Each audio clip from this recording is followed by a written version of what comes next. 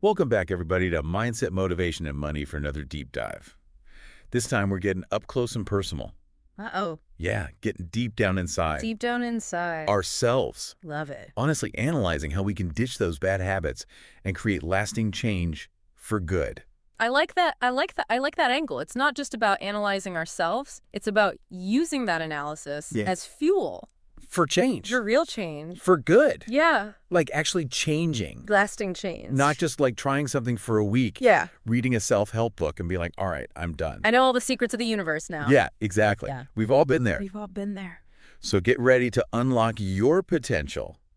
Because this is not your typical self-help pep talk, you know? We're going beyond the surface. Right. To really understand the language of our inner world. You know, it's so fascinating to me how often we seek change without really understanding ourselves.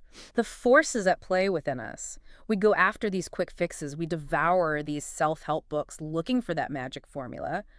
But what if the key to change is already within us? It's like we're always looking for the answers out there. Out there. Instead of in here. Yeah. Like we've all tried those positive affirmations. We've all maybe dabbled in some new habits. Tried the new diet. Yeah. But real change just seems so elusive. It's like we're trying to learn a new language, but only memorizing a few phrases. Like we're missing the underlying grammar. The structure. Yeah, the structure. Oh, that's such a good analogy. You're totally right. You know, true self-awareness isn't just about looking within. It's about really understanding that constant conversation that's happening in our minds. Yeah. The web of thoughts, the beliefs and interpretations that literally shape our reality. Think of it like a spider's web. Each strand represents a thought pattern, a belief, or even a reaction. So we have to map out this whole web to really understand how it's built. Exactly. And just like a spider knows how to spin a web instinctively, we all have this natural capacity for self-awareness. It's skill. It is. But like any skill, it can be neglected. It can even be abused. We get so caught up in the content of our thoughts that we forget to examine the structure, the patterns underneath. It's like those personality quizzes we all took growing up. Oh, yeah. Trying to fit ourselves into these neat little boxes. Yeah. We were looking for that fixed identity. The quick fix answer to, who am I? Oh, and that's the trap, right? Quick fixes everywhere you look. Diet gurus, self-help gurus. Yeah. Everyone's promising a shortcut to a better self. But real transformation requires us to go deeper, to understand how we work on the inside. So ditch the quick fixes, ditch the validation from outside. Yes. And instead really try to decipher the language of our own minds. Exactly. So that sounds so complicated. I know. Like, how do we even begin to understand our own inner dictionary? Yeah. This unique way that we each translate the world. Have you ever had a conversation with someone where, like, you're speaking the same language, but every word they say has this slightly different connotation? Oh, yeah. This different nuance that you're just not quite grasping? I've been there. Okay, that's what happens inside our own minds all the time. Wow. We're misinterpreting our own feelings, mistaking exhaustion for boredom, loneliness for hunger, anxiety for excitement. Our inner dictionary is messed up. It is. It's shaped by all our experiences, our beliefs, even our cultural conditioning. It determines how we perceive the world and ourselves. So if we're always misinterpreting our own internal signals, it's no wonder we struggle to change. Right. So how do we start to rewrite this inner dictionary? All right, so picture this. Picture your mind as a stage. Okay. Yeah. And on that stage, you have this cast of characters representing different aspects of yourself. Okay, I can see that. All right, so you've got your inner critic Oh, I know that one. constantly pointing out flaws. Right. You got your inner cheerleader urging you forward. And then maybe lurking in the shadows, you've got your inner saboteur. Oh. Whispering doubts and fears. Yeah. Each character has a distinct voice motivations, a pattern of behavior. So we've all got this inner drama going on. We do. Yeah. We have this dialogue between different parts of ourselves. All the time. All the time. And if we can learn to recognize these voices as distinct entities, Okay. we can start to understand their motivations, their patterns. Is your inner critic rooted in past experiences with judgment or a need for perfection? Is your inner cheerleader fueled by genuine encouragement or a fear of failure? So we're getting to know our inner cast of characters. Yes, by identifying them, we can start to question them, their validity, their usefulness. Do we want to give them the microphone? Exactly. We can choose which voices to amplify and which ones to quiet down. So we're like the director of our own inner play. You got it. We're not trying to erase parts of ourselves, but we're trying to understand their roles, how they're Yeah. contributing to our well-being. It's about integration, not elimination. I love that. This is so fascinating. We're peeling back the layers of ourselves to understand what's really driving us. This is giving me a whole new perspective on self-awareness. But how do we go from just recognizing these voices Yeah. to actually using them to make positive changes in our lives? That is the million-dollar question, It is. and we're going to answer it. All right. I can't wait. It's like we treat our inner world as this like cluttered attic Oh, yeah. full of dusty boxes and forgotten trinkets. Mm. You avoid going up there Mm-hmm. because it feels so overwhelming, Mm. maybe even a little scary. Yeah. But what if instead of looking at it like a problem to be solved, Yeah. we saw it as this treasure trove waiting Oh. to be explored? I love that. That's like those home makeover shows where they're Yeah. like decluttering and like, oh my gosh, this is so much stuff. And then by the end, they're like, I found my grandmother's ring. Yes, exactly. Yeah. And that's the beauty of self-awareness. It's Ah. not about getting rid of everything in the attic. Right. It's about becoming intentional about what you keep, what you let go of, and what you bring into your life going forward. So how do we go about sorting through all that mental clutter? Like, where do we even begin? Just like with a physical attic, it helps to take inventory. Okay. What are the dominant voices in your inner conversation? What are the recurring patterns of thought and behavior that aren't serving you anymore? What are those things that keep popping up? Yes. Are you constantly seeking external validation? Mhm. Do you have a hard time saying no? Yeah. Do you procrastinate on important tasks? Been there, done that. Right. We've all been there. But once we've identified these patterns, how do we actually start changing them? It can feel like they're just so ingrained, Yeah. like part of our DNA. Like they're just who we are. Right. It's true. Some patterns are definitely easier to shift than others. Mm-hmm. But even the voices that feel deeply entrenched can be transformed with consistent effort and awareness. So there's hope. There's always hope. The key is to understand where they came from, what experiences or beliefs are fueling them. Oh, so this is where it gets really interesting. It does. Like, we might find out that our inner critic is actually our mom's voice in our head. Exactly. Or that fear of failure stems from a childhood experience where we were ridiculed for making a mistake. Wow. It's like realizing you've been wearing this hand-me-down sweater Okay. that no longer fits, and finally giving yourself permission to buy clothes that actually reflect who you are now. I love that. It's like we can finally dress ourselves Yes. in clothes that fit. Yes. It's about reclaiming our power, Yeah. choosing thoughts and behaviors that actually align with who we are, Yeah. who we want to be. I love that. But this process of like unlearning all these old patterns and creating new ones can feel so daunting. It can. So where do we start? Like, how do we do this? Mindfulness is a powerful tool. Okay. It's about cultivating this non-judgmental awareness of your thoughts, your feelings, your bodily sensations in the present moment. Right. So instead of getting swept away in our emotions or our thoughts, Yeah, we're kind of taking a step back and observing them. exactly. You're learning to observe without getting hooked. It's like hitting the pause button on autopilot Okay. and becoming conscious of the choices that you're making in each and every moment. So mindfulness. Yeah. It can be meditation for some people. Yes. I know some people like yoga or Tai Chi. Absolutely. Even simple activities like taking a walk in nature or savoring a cup of tea can be opportunities for cultivating mindfulness. It's about finding what works for you. It is. It's about finding those practices that allow you to connect with the present moment and cultivate that inner observer. But what about those times when our thoughts are just like a runaway train? Oh, yeah. How do we bring ourselves back when we're just totally overwhelmed and anxious? Grounding techniques can be incredibly helpful in those moments. Grounding techniques. These are simple practices that can reconnect you with your body and the present moment. Oh, okay. They bring you out of your head Mm-hmm. and into a state of calm. So it's like an anchor It is. to bring us back. Exactly. What are some examples of some grounding techniques? Absolutely. So one really simple technique is the 5-4-3-2-1 method. Okay. You notice 5 things that you can see, 4 things you can touch, 3 things you can hear, 2 things you can smell, and 1 thing you can taste. Oh, that's a good one.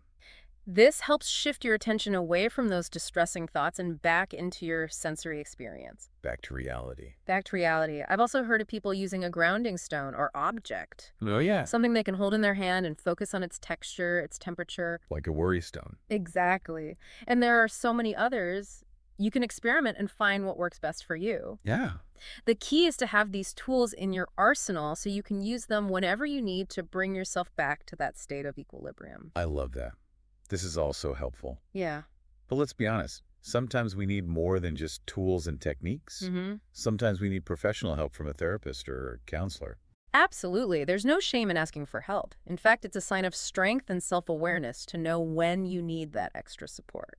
And a therapist can provide that safe space for you to work through those deeper patterns, Yes, the wounds that might be contributing to those negative habits. exactly. It's like having a skilled guide Yeah. to help you navigate that inner landscape. But what about people who don't have access to therapy or maybe are hesitant to take that step? Right. What other resources are out there? There are so many wonderful books, podcasts, online communities dedicated to personal growth and self-awareness. So many. We'll definitely share some of our favorites in the show notes. Awesome.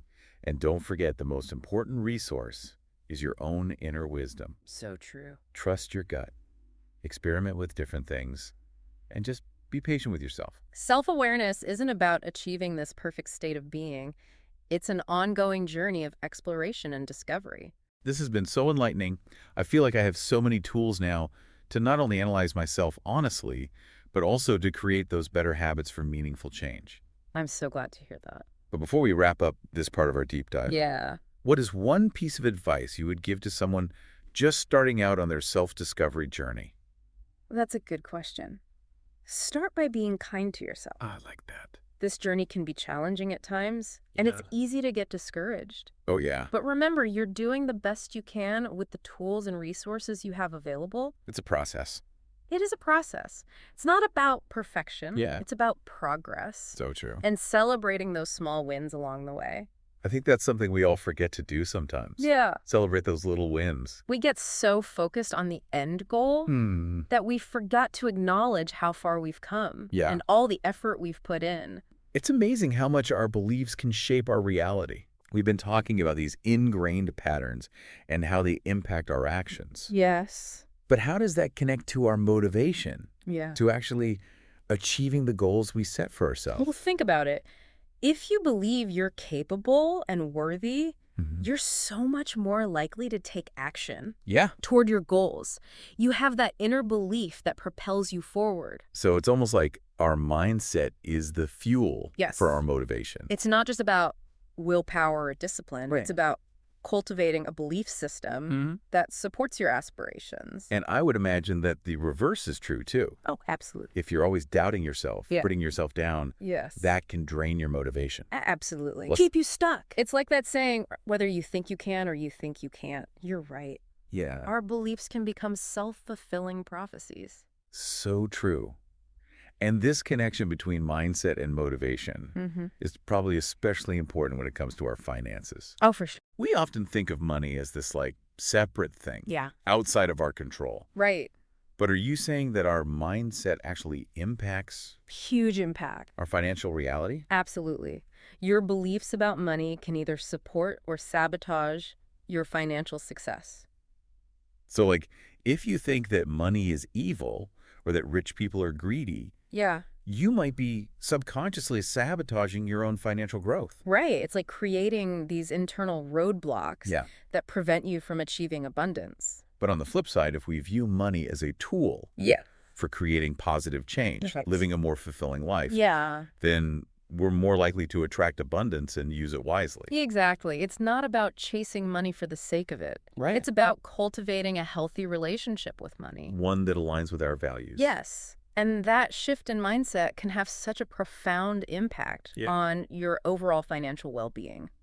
But let's be honest, a lot of people struggle with financial anxiety They do. and limiting beliefs about money. It's so common. So how do we start to shift those patterns and create a more empowering relationship with money? Well, awareness is always the first step. Okay. What are your core beliefs about money? Where did those beliefs come from? Were you raised in a household where money was scarce? Right. Did you experience a financial setback that left you feeling insecure? So acknowledging those deep-seated beliefs. Yes. And realizing that maybe they're not serving us anymore. Exactly. And you can start to replace those limiting beliefs Okay. with affirmations that resonate with the financial reality you want to create. Instead of saying, I'm bad with money, Yeah. you might start saying, I'm capable of managing my finances and creating abundance. It's like rewriting the script. It is. Choosing to believe in our own capability. Exactly. And don't underestimate the power of visualization. A visualization. Imagine yourself achieving your financial goals, Mm, feeling abundant and secure. like really feeling it. Yes. Those positive emotions can help reprogram your subconscious mind. So it's not just about thinking differently. Right. It's about feeling differently about money. Exactly. It's about aligning your thoughts, your feelings, and your actions with your desired financial reality. So powerful. Eh. But let's talk about the action part. Yes. How do we move from mindset and motivation to actually getting results with our money? Well, once you're clear on your goals and you've started shifting your mindset, it's time to take action. Create a budget. Track your spending. Explore new income streams. Invest wisely. All those practical steps. Yes, there are so many things you can do to improve your situation. But that can feel really overwhelming for some people, It can. especially if you've never really managed your money before. Yeah. What advice would you give to someone who feels intimidated by the financial world? Don't be afraid to ask for help. Okay.